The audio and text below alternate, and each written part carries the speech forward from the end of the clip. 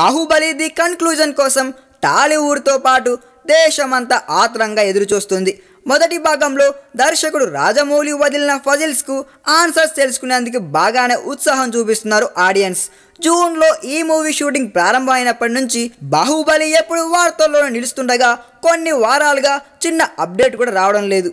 Baahubali నిర్మాతలపై IT దాడులు, Baahubali 2 war episode కొంత leak కావడం మినహాయిస్తే షూటింగ్కి సంబంధించిన లేటెస్ట్ అప్డేట్స్ ఏమీ తెలియడం లేదు. అయితే ఈ పరిస్థితుల్లో వివరాలు వెల్లడించడం బ్యాడ్ సిగ్నల్స్ పంపుతుందనే ఉద్దేశంతో కావాలనే మీడియాకు దూరంగా ఉంటున్నారంట జక్కన్న అండ్ టీమ్. అలాగే ఐటీ దాడుల దెబ్బకి షూటింగ్ నెమ్మదించిందనే టాక్ కూడా ఉంది. అయితే షూటింగ్ ఏమాత్రం స్పీడ్ తగ్గలేదని, షెడ్యూల్ ప్రకారం కంప్లీట్ చేస్తున్నారని, దాదాపు షూటింగ్ చివరి దశకు వచ్చేస్తుందని తెలుస్తుంది. ఒక పాట, కొన్ని సీన్స్ మినహాయిస్తే మొత్తం షూటింగ్ కంప్లీట్ అయిపోయిందంట. వీటిని కూడా ఫినిష్ చేసేసి డిసెంబర్ 31న గుమ్మడికాయ కొట్టేలా ప్లాన్ చేశాడంట రాజమౌళి. కొన్ని రోజుల ముందే పూర్తయ్యే అవకాశం ఉన్న డిసెంబర్ 31ని బాహుబలి యూనిట్ మొత్తానికి మెమరబుల్ డేగా మార్చేందుకే ఇలా నిర్ణయించినట్లు తెలుస్తుంది.